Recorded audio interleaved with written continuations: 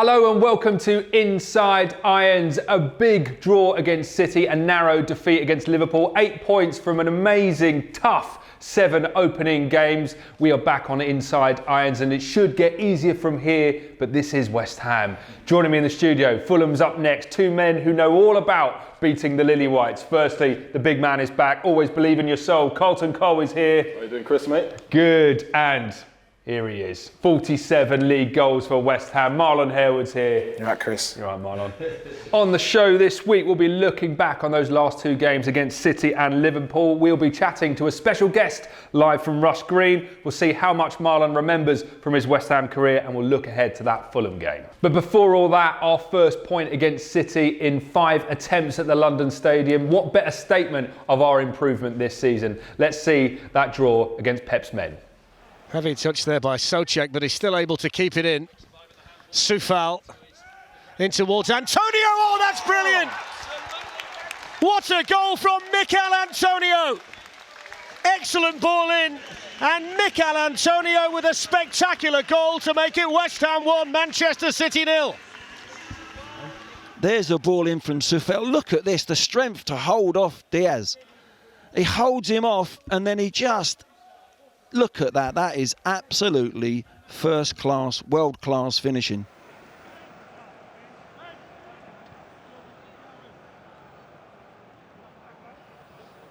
So Andriy Yarmolenko receiving his final instructions from Kevin Nolan, who's on the staff here, the former West Ham captain. Off goes Cancelo for Manchester City. Foden with a shot, that's what he's come on to do. Well, there's the impact off the bench that Pep Guardiola was looking for. And Phil Foden with the instant impact to get Manchester City level. Look at this for a bit of skill. Nice touch, gets a little bit lucky off the knee, but he shrivels on it quickly. Fabianski can't get down. And City just what they needed because they've come out with more intent this second half. Marlon, 1-1 draw with City there. I wanted to ask you first, Pep Guardiola in his post-match interview, the interviewer said, what a performance West Ham, would you single them out for praise? And Pep was really reluctant to do that. He said, every game in the Premier League is hard, but what a performance from West Ham in that game. I think we deserve some credit for that. Yeah, it was a fantastic performance. Obviously coming off the Tottenham game, give them a bit more, because after that goal when it went in and the celebrations meant so much to the lads, and I bet they couldn't wait for the next game, and what better game to play is Man City at home. And they showed them that they weren't going to be any pushover. Yeah, really enjoyed it. Carlton, ever since we've started doing Inside Irons, I sit here and we have to talk about the improvement to Mikel Antonio. And he's still improving now, all these months on. Probably his best goal since we started doing Inside Irons against City. He's just unbelievable, isn't he? Yeah, he scored an overhead kick against City, didn't he? Yeah, best overhead kick against City since probably you. Did you score? I was about to mention it, but you mentioned it for me. You know, sometimes you don't need to toot your own horn. You know? Was it an overhead kick? It was overhead. Mine was a self. Mine was like, and then I done a scissor. His one was just more of a shin. Well, you think yours was better? Oh, of course. Well, I don't know. I don't know. I think what do you Antonio's mean? just like going in I that manufactured mine myself. It's different. Like his one was coming, but listen, what a goal! It was a good finish. What a goal! And he's such an improved player, and it just shows you he's doing overhead kicks now, and he wouldn't have done that a few years ago. Do you know what I mean? So it shows you not what type of play he's built himself into. And confidence as well. The confidence, and you can feel his seat every time he's on the ball. Exactly, and now you can see that how much we miss him now because the whole game is structured around his hold-up play. And when I say hold-up play, not like mine and your sort of hold-up play back in the day, or Sebastian, or even Sebastian Haller's hold-up play, when the ball's supposed to come into you, you trap it, and you bring others into play. His hold-up play is a little bit different where he gets the ball and he turns, or he gets the ball in behind and gets yards. And that's hold-up play in a different form. And that's the modern day hold-up play for me, to get the players up the pitch, but getting yards going towards goal. And that's what he brings, and he brings that energy. And I see Sebastian, as I was talking about, if I'm going to talk about Antonio, I've got to talk about Sebastian. I see him as more of an older-fashioned centre forward. And his style is totally different to what probably the hold-up play that David Moyes wants, as I've explained what hold-up play means. to him. And I just feel sorry for him at the moment, but he's going to adapt. The system don't actually suit his play at the moment, and you can see that quite clearly. And hopefully he can adapt to the sort of questions that are being asked of him at the moment and what David Moyes wants. Yeah. Marlon, like so much of our success of late feels like it's come from Mikel Antonio's confidence and the way he impacts games. And obviously he got injured against City.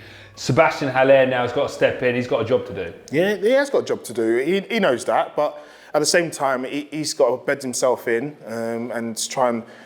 Obviously, it's hard. Obviously, what Antonio's been doing the last couple of games, and he's trying to follow him. But he just needs to do his own thing and just get comfortable and get that confidence back to him, and so he can help the team out. I was going to say as well, he is going to get judged on that Liverpool game. It's a hard game to come into when you've been out in the cold for so long, and then you've got to perform in a game like that. It's so hard. And even after the game, Klopp, he was worried about him. He came out after the post-match interview.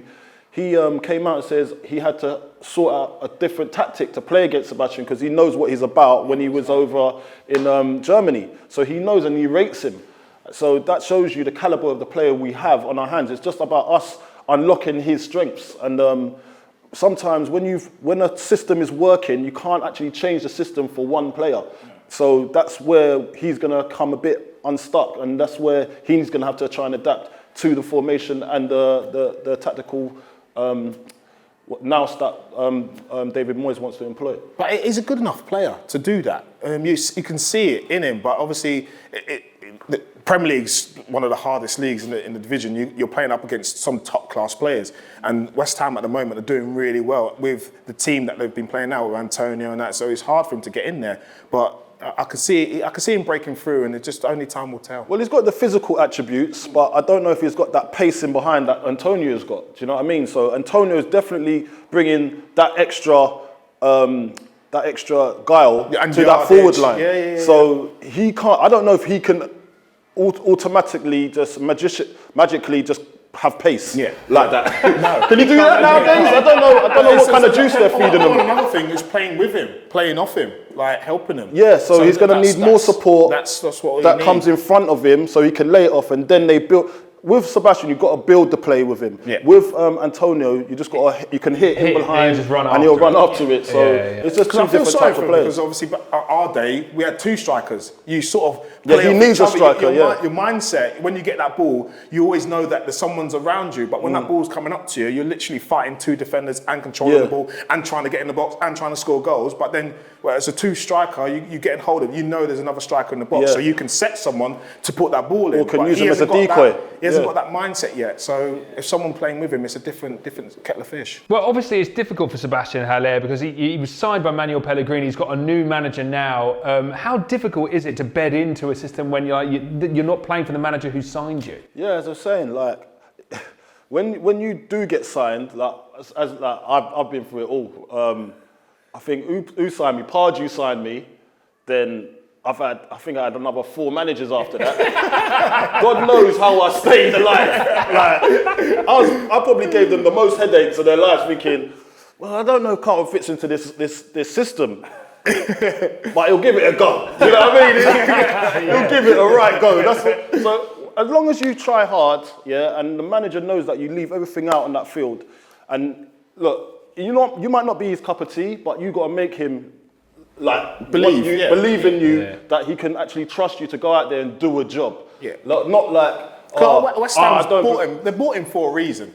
So where he was before, he was top goal scorer, he's scoring goals, he's doing really well. So they just need to bring that out of him. Obviously, Carlton's all about unlocking it. It's just that's what he needs to do. Well, I know how he feels, kind of, because there was a time when I went up to Celtic, and when I went there, I think Lee Griffiths was up front. And he plays like that. He plays in behind and starting and running the channels. By this time, I'm like 32, 33. Yeah, you're thinking, you're not getting any pace. And I got called into the manager's office, and he was like, listen, Coley, I want you running in behind. I want you doing it. I'm like, mate, I've got a bad knee. You want me running where? I'm a target man. I'm playing target man all this. I'm not a number 10 or number... I'm 11, just wants to run in behind. I'm here. The ball comes up to me. I knock it down. I lumber into the box. might see me on the far post now and again. Yeah. But you ain't gonna see me darting here, going like that. No, my name's not Paul Dickov. You know what I mean? I'm not Craig Bellamy. Yeah. So I know what I bring. I know the value I bring. So I was like, why did you get me here? Why did you buy me? Why am I here? Why did you sign me? And that's where I think Sebastian has to try and get his head around, because he's young enough. Yeah. I was like 32, 33 at the time. I was like, there's no way I'm changing my whole game plan to suit that. I can't do it at that age. I just physically couldn't do it. So he's gonna have to find a way. Yeah. And I think he can, because he's a good enough player. He's a good quality player, watching him. I know he is. Good stock. He's just he's obviously trying to play to his strengths and play to the team's strengths, and I think everything will be all right. I'm a massive fan anyway. Yeah. I mean, he's going to come good. I don't doubt that for a second. Let's talk about the Liverpool game. A lot of the focus post-match was on a striker for them, Salah. Was it a penalty? Where do you stand? It's hard, isn't it? Just say no. Just say it with me. Why are you being? Get the fence. Why are you trying to be impartial for, bro? This is not This is not, bro. Can't you see where you are? Get it. Ask me the question. Was it a penalty? No, it wasn't a penalty. Is that better? Yeah. Coley, was it a penalty? Yeah, it was.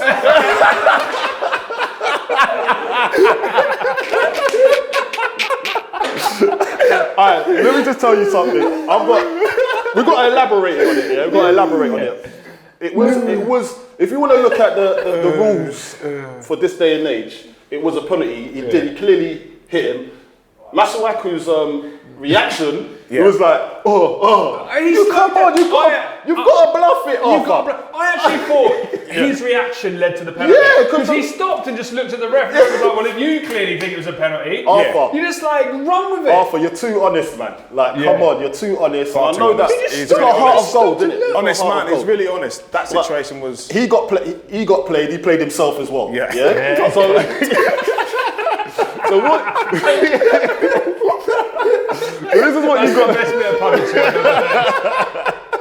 So basically, look, what I was upset about was Salah's reaction. It made it worse for me. Like, he's planted his foot, then he's gone, like he'd been sniped. What are you doing? Like, don't you feel embarrassed as a footballer? You will feel embarrassed. And I even asked the question. I said to the social media, I said, has anyone asked the question to Klopp? Like, does he think it was a penalty? He said yes, it's a penalty. But then I wanted to say, do you condone his behaviour, Salah's behaviour, to get it? Because it's two different things. Yeah. Like, yes, it was a penalty. There was contact, but it was just the way he acted after that. It's too much. It's worse when you have the crowd noise turned off. We were never like that. Never the acting. Imagine, it's a joke. But imagine, we wouldn't have got the penalty. If we got clipped on the ankles in the box, we would have not got the penalty anyway. Yeah, it would have been crazy. But also, I think the English players are held to a different standard. Like, if you'd have dived around in the box, it's different. Not anymore. Not anymore. Because look what happened. Harry Kane's getting it now. Do you know what I mean? There's a few players and they're English, they're getting it. So, like, it's not acceptable. It's never been acceptable. It can't be acceptable. It's a man's sport, it's a contact sport. Let's not mess it up with all of this. I think that part is going out of the game. It just ruins me to see, like... but people are playing the referees, though. Yeah. People are playing the referees. Now. That's obviously being clever. That's the way it's going. But and I don't like it. I love the physicality of you going up against your centre-half. And you have to win your battles. You have individual battle. If he wins it, he's had a good game. If I win it, I have a good game. What about? But it's none of that. What about when we was in the box back in the day, and you got the defender basically hugging you, and lifting you up and putting you there, and you can't, and that's not a foul. It's not even a penalty. So that's where VAR has to come in, because there's loads of that still. People are still doing it. You saw the Harry Maguire incident when he had someone in a headlock. Arms all over him. Who was it? That's a penalty. But to me, someone in a headlock basically brought him down, and punched him. Do you know what I mean? It was a proper wrestle. And give him a little stamp as well, and he walked off. No penalty or nothing. Let's talk about something a bit more positive. Benrahma came on against Liverpool, got a few minutes in. Yeah. Marlon, how big of a player do you think he's going to be for us? Yeah, I've been watching him last year in the Championship, and he was a massive player, and it's good that West Ham's got him. And obviously giving him his little appearance the other night was nice to let him find his feet and stuff. But was one of the things I thought he could have come on a bit earlier. Obviously, that's my opinion, just to try and a different. Like Carlton was talking about the hold-up play as well, which he's very good at because he's good at keeping the ball and stuff. And I think West Ham needed it at that time. But now he's sort of finding his feet. Hopefully, we'll see more of him. He looks a really good player. Yeah, massively. Well, before we go too far away from the City game, let's just remind ourselves of the fact that for the second game in a row, Mystic Coley has called the prediction absolutely spot on. See? I believe we're going to have a quick look at the City prediction here. Right, before we end, let's have a quick prediction then. Scoreline for the Man City game. You got it almost right for Wolves. You called a big win for West Ham when no one else could see it. What are you saying? I'm going for another draw, to be honest. Draw? I'm going to keep it steady. What about you, though?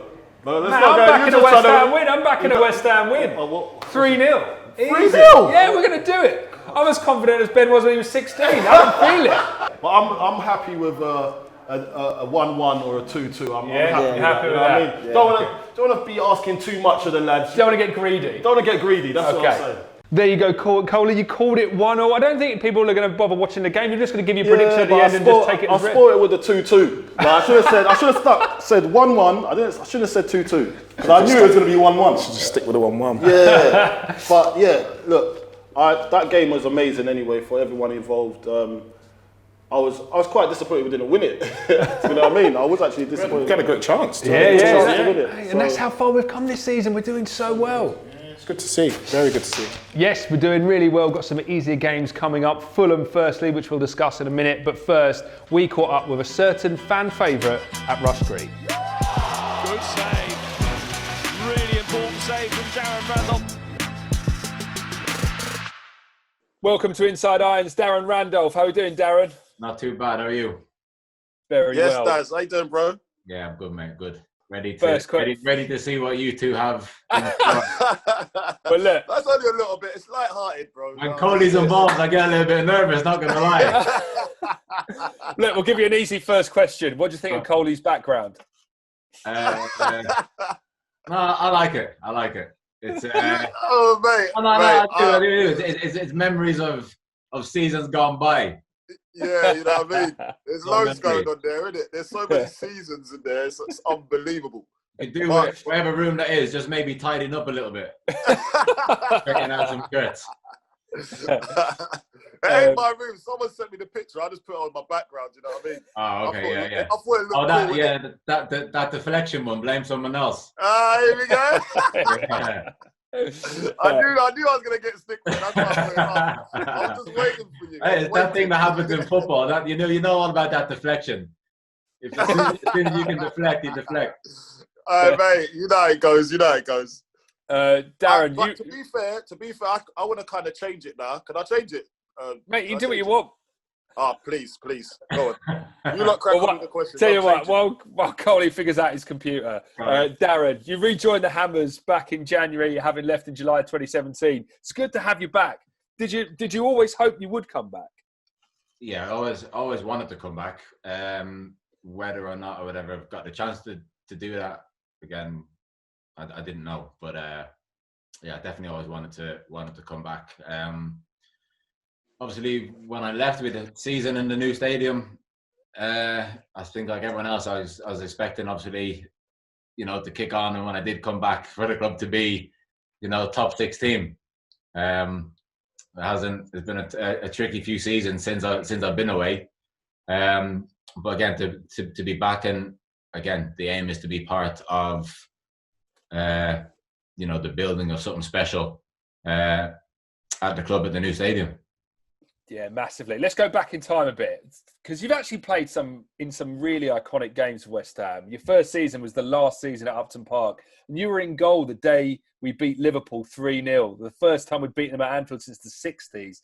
Yeah. I was just looking around that squad. Lanzini scored the opener that day, but what a squad we had in that last season at Upton Park. Yeah, the 15-16 season, the squad was unbelievable. I got at a commentary sheet, Clyde Tilsley, that I got framed from the last game at the Bowling against Man United, and I have the starting 11 and the subs.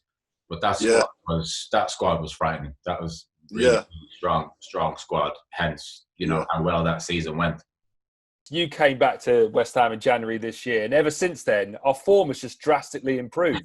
So it has to be. It has to be you, right? What else can it be? It has to be, mate. It's all down to me. I've come back. How have you done it? Back. Mikel Antonio's on fire. You know, he's up there scoring the most goals because he has me back. He has me back. I don't know what you're doing. I don't know what you're doing to these guys, but something's in the air with you. When you're around, something all comes good. I don't know what it is. What is it?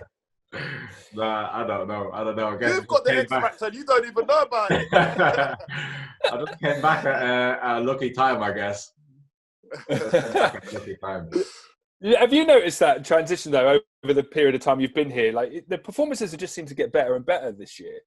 Yeah, obviously I came in just after the manager came in, and one of his big things was or is the running and fitness stats, and kind of the distance covered, and he looks at those kind of numbers. And he had said before he had got here at West Ham were, I think, in the bottom 3 or 4 for those kind of stats. And he said for him that just simply wasn't good enough. So then obviously we had the whole lockdown situation, and we were all given programs to do, and then we came in to get tested, and gradually everyone's numbers came up, and now some of the distances that the boys are covering in games is just ridiculous. I mean, I'm trying to think. Well, Thomas Souček himself alone can cover 13, 14 kilometers in the game, and I've never played with a player that covers that much distance in the game. Never. Yeah. And then we come in for a warm down the next day, and he goes back outside to do another 5-6K around the training ground. Oh my it's word! Unbelievable. He's a machine. He's a proper machine. I'm telling you. He's a machine. We had Matt Taylor back in the day that used to cover that on a regular every game. Matt Taylor, and we had Gary O'Neill as well. He could do it, but there's not many players that can do that, and it's like and perform at a peak level. Do you know what I mean? And he's performing, churning it out week in, week out. You can see that he's just got that. He's got that ability to do that and perform at a high level. Because if I had done those sort of runs, mate, I might you wouldn't be on this call. You'd be 6 feet under. I'm like 8. I've probably got 8,000 kilometers in me in my prime. Yeah, and that's over a season. Over a season. But you're right. Ask you. Go on. No, go on. No, go on. I was gonna say to have those numbers, and then to match that with the quality and the ability is hard to do, because normally you have one or the other. You'll have the quality, but then nobody runs, or you have a runner that is not very good on the ball, just run around all day. But Thomas it's very good. Yeah. What I was gonna say, so obviously there's a goalkeeping union. Yeah. UK union. There's always a goalkeeping union. You lot keep yourselves to yourselves. You're your own entity all the time. Like I always say that goalkeepers, they're just in their own world, mate. Like especially like it's like chalk and cheese with strikers and keepers. There's like different personalities, but I'll say strikers are they're more self-indulgent. Do you know what I mean? They're all about themselves, kind of thing. And then you got keepers that are just out of the box. You don't know what you're gonna get, and then it kind of throws us off. Do you know what I mean? Especially like in training, it's always a competition between the striker and the keepers. So, but what I would say, see your goalkeeping union. How is Xavi as a coach? Like, how is he? Because he seems like the nicest fella ever. Like I've met him a few times. He seems like the nicest fella, but it doesn't seem like the person to have that switch. Do you know what I mean? How does he coach you lot? How does he put you into form? Well, from what I've seen of him so far, I don't think he has that switch in him. I don't want to find out if he does, because he's kind of big. he's about 6'4", 6'5". Yeah. But, again, he's experienced in what he does. Obviously he's been with Benitez before, Liverpool, Chelsea, Inter Milan. I can name. I'm going to name drop like Cech, Casillas, Reina, Julio Cesar. So he's worked with, top keepers. Navas, who was at Madrid for a while, and even working with, let's say, me, Dave, and Lucas, we're all different styles of goalkeepers. He's very good at picking up on, you know, how to work, what sessions to put As a on. team, yes. Yeah, sessions to put on is going to get the best out of the individual, and how to manage us, how to manage us all. Like, we all get on very well. Again, you'll have like Dave, who will be, well, we're all kind of chatty, but then there's different moments where, you know, me or Lucas would like to go off and sit by ourselves in between, you know, like if Lucas is working, I'll go off and I'll sit on the mannequin and I'll be looking off into the trees. And then then it's my turn to go back in, and then Lucas will go walk off, or we'll all be together. And like, it just goes back to us being our own special breed. People will say like, "What's wrong? Like, are you okay?" And I'm perfectly fine. But just because you see me looking at trees for 10 daydreaming, minutes, I told you. Daydreaming, just thinking about. They're built different. They're built different. Who goes in the middle of training and looks in the trees? Like, who does that? What are you looking for? What are you looking for, bro? Just off daydreaming, thinking about. I could be thinking about anything. Thinking about anything. Oh, wicked. With Xavi, it just comes down to having that experience and having worked with different kinds of goalkeepers through the years, and plus he thinks about a lot of the sessions and stuff he puts on. He will kind of look at from the striker's perspective, and he will say he'll say to us in different situations, if you can cover, you know, 70% of the goal, and you're leaving the hardest 30% left of the goal for a striker to finish, that probably only the top strikers are going to be able to pick out on a regular basis. Whereas sometimes kind of the lesser strikers may just panic, put their head down and hit the ball. And because you've covered 70% of the goal, it's just going to hit you. You're going to make the save. And it's fine little details that I personally never thought of before I've come back in the building to work. Wow. Yeah. That's amazing. Because so when you was going to resign, did you actually consider who you'd have to work with? Like, did you think that it's going to be? You saw Xavi, you saw his credibility, and who he's worked with. Did that spur you on to sign in back for the club? Yeah, well, I found that he was obviously going to be staying. I did my own little research because I'd obviously never worked with him before in the scene. Where he had been and who he had worked with. So in my head, I'm thinking, like, okay, he's worked with them. If he's worked with them and improved them, you know, surely he's going to be able to improve me, you know, because they're you know, world-class goalkeepers. If he can improve them, surely he's going to be able to look at my game and say, right, you don't do this, or you're not doing this, why don't you try this, and make a tweak is only going to, you know, improve me. So, you know, you do look at that. And that's definitely something I looked at. You know, and also off the back of that, I looked at the season that you know, Lucas had before that. I think he'd got how many years the season before. That could have been simply down to Lucas, or that could have been down to, you know, Xavi picking out different bits and pieces and finding out what works best for Lucas, and, you know, he had an incredible season. Yeah, great stuff. Look, last question. We won't keep you. Fair chance you might be. I ain't got nothing to do. I can stay here as long as you want me to. I told you, goalkeepers are weird. I told you. He wants to just chat here. I was going to go outside and watch the 23s play Liverpool, but it's a bit cold outside, so I'd rather stay in here where it's warm. I thought you were going to say you were outside and watch the trees for a bit.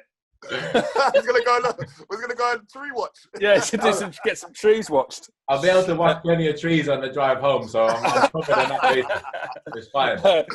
Well, last question. Fair chance you're going to be in goal for our FA Cup run this season. Is this the year that we bury the ghost of 2016 and win the FA Cup for West Ham? Listen, I hope so. I had that feeling that season, especially when you look at some of the teams we were beating and the performances. I said before the Carling Cup even started, to have some kind of cup run would be brilliant. I said back then, whether it was a Carling Cup or the FA Cup, again, it looked good in the Carling Cup until you came up against the Everton team that started the season unbelievably well. You know, they brought in players that just hit the ground running. And I think of the teams that were probably in that round, probably the team at that stage and with the form they were in, they're probably a team we didn't want. But again, we managed to get ourselves back in that game, and then they got a deflected goal, and it just went from there. But the FA Cup next to try and put right the 15-16 run. And that foul, I'll never forget. I still think about it now. Schweinsteiger. I know. You know, if you can't tell, I haven't got over it yet. So have a nice little FA Cup run would be nice. Say that again. It gets like that sometimes, man. You know. Yeah, you know what happens, man. Certain things that just stick in your head. But yeah, you know, as well as this season may go, as well, to have a cup run on top of that, just to bring some more positivity around the place, just to lift everybody will be brilliant. Because I think that's what the club needs now. Yeah, definitely. Absolutely. It's a nice little cup run. I wouldn't mind a cup run, mate. I wouldn't mind a cup run at all. Yeah, because again, since then it's well, there hasn't been a cup run since that 15-16. No, not really. No. No, and we were reminded, you know, or we are reminded a lot of the times of some of the horror shows in cup competitions before, where you know West Ham have been the big club that have gone out to a smaller team, and it's the worst feeling when that happens, and then everything, all the criticism that comes from the outside on top of that as well, it hurts, and it does. You don't want that to happen. Yeah, well, look, we're doing the business at the moment. Doing the business since you joined in January of this year. Let's hope we can keep it up. Cup run would be fantastic. Darren, thank you very much. Thank you for your time this afternoon. No problem. Cheers, Darren, mate. Cheers. No worries. Right, gang, let's focus on our next fixture. We're at home to Fulham. They've got three-time Hammer of the Year, Scott Parker, in the dugout, but we have the Moisire. Let's get in the mood for beating the Lilywhites with our top 5 goals against Fulham. Into Zamora. This is Harewood. Off the post and in. It went in off Tony Warner, and technically it'll go down as an own goal, I guess. Try telling him that.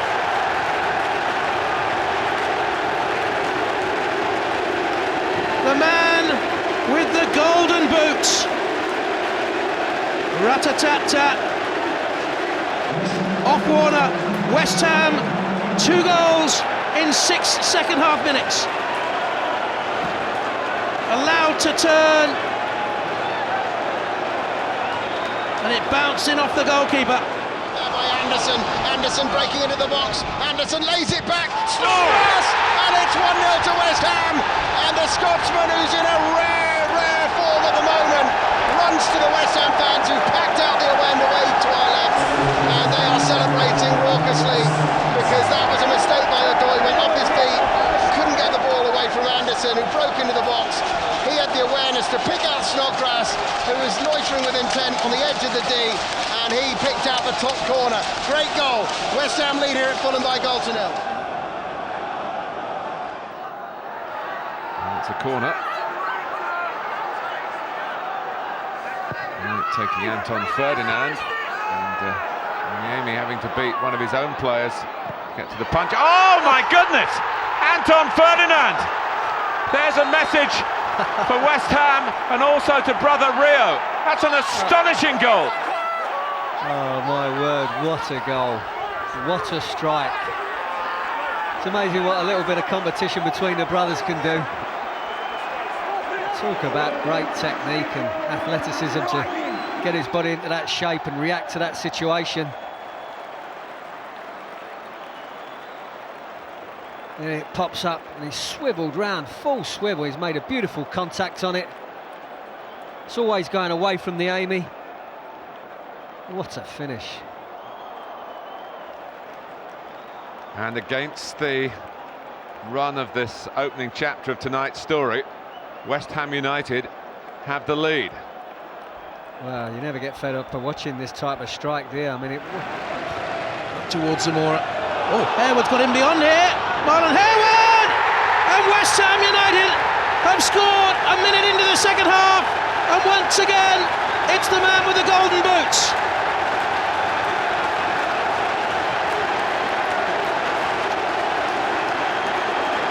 West Ham have the lead. And their purple patch at the start of this season is continuing.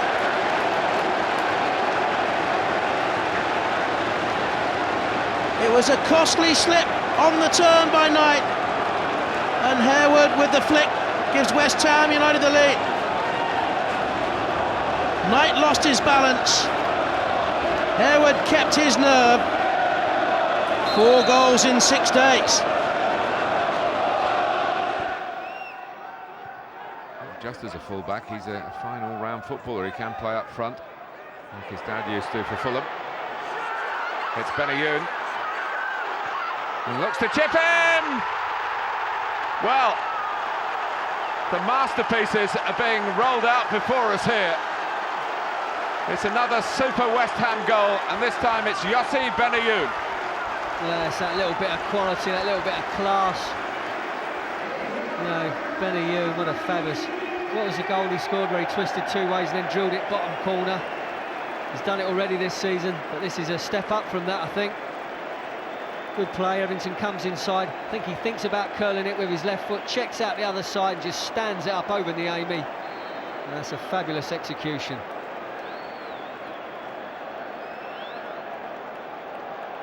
Clipped to perfection. Oh, this is a great angle, just stands it up. Niami sort of knows, I think he just knows once it leaves his foot, he's beaten. Well, quite a lot of talking points in that top 5 goals against Fulham. Marlon, Anton Ferdinand's amazing goal. You turned to us and said, I set that up. You knew nothing about that assist. I was setting myself up. Also, you were in that twice, but one of them was an own goal. Listen, hold on a minute. How long That's a I good make goal. it? And he's getting That's my goal. goals. I'm taking that goal. That's Mate, my it goal. came off the post, back And hit onto him. his back, Yeah, and that's went my in. goal. So it That's wasn't even on target. Our controversy Hit is the this. Coley, you scored 6 goals against Fulham in total, 4 Premier League games in a row in 2008 through to 2010, 2 at Craven Cottage on Boxing Day 2010. And he couldn't gets get an them own this. goal in the package. This just shows you who's the producer. Who's the support? Pumpy. Oh, shot. We've got a Pumpy producer as a West. Oh, no, I'm not having it. He's picking the wrong games. He is. Favouritism. I know, right there, I don't know what's going on. But you two love playing against Fulham, isn't it? You're always getting results. Very throughout well. your Very time well. Even West in the Ham. crowd, when we was in the crowd, we get results. Yeah, that's true, isn't it? Remember? Yeah, Christmas, was it the Boxing Day? The Boxing Day fiasco. Brilliant. Right, well, we've got 8 points after one of the toughest starts imaginable. Let's have a look at the table to see where we're at after that tough start. There we go, lads. That's the league table. 4 points ahead of Fulham, who picked up their first Premier League win earlier this week against West Brom. Marlon, I'll come to you before Mystic Coley. So we've had this tough initial run, right? Our next 3 games are Fulham at home, Sheffield United away, then Villa at home. 3 sides whose form is getting a little bit patchy. I feel like the Fulham game is a real marker for us in terms of where we're at this season. Yeah. Can we pick up points against the so-called lesser clubs? Well, we should do, but like you said, but the games they're not easy. These games are not easy. These are winnable games for us in our little league that I'll call it. But Fulham, they've just got the first win and a clean sheet, so they'll be coming to our place quite positive. But I think we have enough to win that game. Yeah, Coley, we were saying like it feels like we should be way further up the table than we are because of the kind of great results we've been getting. But look, we're still a point ahead of United there. Well, if you would have said at the start of the season, that would be 8 points up. I'd have taken that. Do you know what I mean? It's just that Villa's they started really well, didn't they? Obviously, Southampton, they've done really well. Like I didn't expect them to be up there fifth spot. So, look, I'll take it for now. But yeah, I am a bit disappointed that we're 14th. But I think we're in the right place, there and thereabouts. The results have gone in our favour. Obviously, we've been unlucky with a few of them, and we should have got more points out of it. with the big boys, but we're doing okay. And I think these are the games that we was expecting points from. We wasn't expecting. Some people were saying Fulham would be the first game we'd get points. Yeah.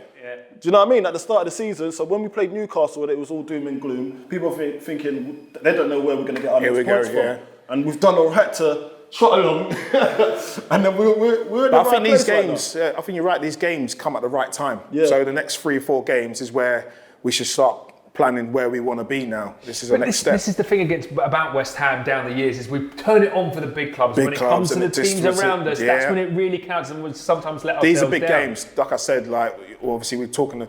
I'm not talking Fulham down on that, but these games are big, and they're big for us because we should be winning. You can talk but them down. You can. He gets inside. They just got promoted. So but these are the games that we should be winning. Yeah. So it's one of them. And do you know what I'm excited about, Coley? It's like we've got so many amazing creative players. We've had to be quite rigid over these last few games against really top elite opposition, but now players like Fornals against these a bit weaker teams, they've got real opportunity to express themselves. Yeah, it just depends the way they attack it. I remember when, like in the change rooms, we always wanted to do well, but then sometimes we'd come up short against the teams that we're supposed to beat. And I don't know if it's the big game mentality we need to get out of, but now we're in that scenario where now we should have a lot of the ball and we should be dominating.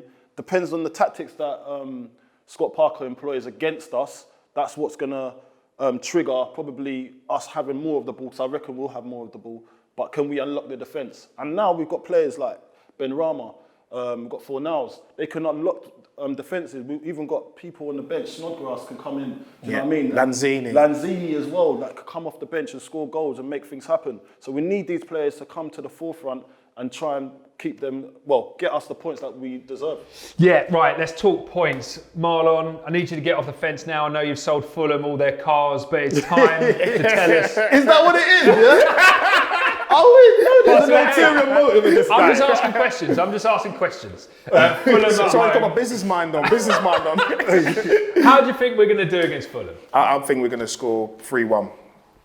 3-1. Yeah. So you're foreseeing quite a good game for us. We're going to be on top of it. Oh. Right, Coley, all the betting markets all throughout the world, all West Ham fans are on the edge of their seat. How do you see this one going, Mystic Coley? Carlton, do your routine. You straight to chin again just to bring you luck. I'm gonna go 2-0. I'm gonna go 2-0. 2-0. I can't see them scoring against us. I can't see them scoring. Yes, they came off the back of a good win on the weekend, but I think our defence is quite tight at the moment, doing really well. And it took a little bit of cheating to beat us against Liverpool. Do you know what I mean? We did let ourselves down with the last Liverpool goal. We was a bit stagnant and standing still, but I think we're going to work. We've worked all week to get that sorted. So I'm going to go 2-0. We're going to shore up the defence. Then we've got enough going forward with the other players we've got coming off the bench as well. Because remember, it's a squad game. It's not just the ones that start. Right, Marlon, I'm not going to let you go without subjecting you to our end of show quiz about your West Ham career. Now, we've been trying to come up with names for this. Thought about Eggert Heads in honour of the chairman that you had for a little bit at West Ham. Going for David Gold. Have I got Michael Hughes for you? Hair I got Wood for you. That was the worst one. Actually, this is the worst one. Harewood Wars, pun on Robert Wars. Coley, you just come up with a good one. Marlonopoly. No? Marlonopoly. Let's go with that. Okay, let's call it Marlonopoly. If you have a better idea, email insideirons@westhamunited.co.uk. Right, we're going to show you a bunch of pictures from your West Ham career and ask you a question about those pictures. Okay. 10 in 60 seconds. Oh, Jesus, okay. Are you ready? Nice. Ready. Let's do it. Who's the guy we blanked out there? Conch. Yeah. So look, 1-0 up. Could have blanked out the number. Right, what game was this? God, I don't know that. What did I get sent off? Ref's got a red card in his hand there. Any guesses? Give up? Give up. Millwall. Oh. Colour of the socks here? The blue. Blue, let's have a look. Yes. What game was this? Arsenal. Arsenal, correct. Oh. Right, who have we blanked out here? Anton. Who was this? Let's have a look. It's Teddy. Teddy. Next one. Who's this? Hayden. Oh yeah, captain's armband on Hayden there. Don't remember him captain many games. Who's this? Hunty. Come on. Come on. Look at the captain's armband. Nobby. Look at that era. Nobby. Let's have a look. Yes. This the boots look different. Manages this. We're in good, having a laugh there and a joke. Obviously getting on Manager, quite well. Pards. No. Oh! Freaking hell. And who's this? Yossi. No. Ah. I was going to go back Everton. That's decent. Where's the ball? Left, middle, right. Listen, it better be left. Against Fulham. How many league goals? Let's stop. I've started, so I've finished. 51. 47. 47. I had that the other day as well. Marlon, I did this quiz in rehearsal and I got more than you. I remember more about your West Ham career. 47 league goals. Good. Love it. Well done. That's it for another episode of Inside Irons. Congratulations on your score, Marlon Harewood, and thank you for joining us this week. Big thank you too to Mystic Coley. West Ham take on Fulham at 8 o'clock this Saturday night. Let's hope for another 3 points. We'll be back again before the Villa game. So, fingers crossed. See you in the next game. Come on, you Irons.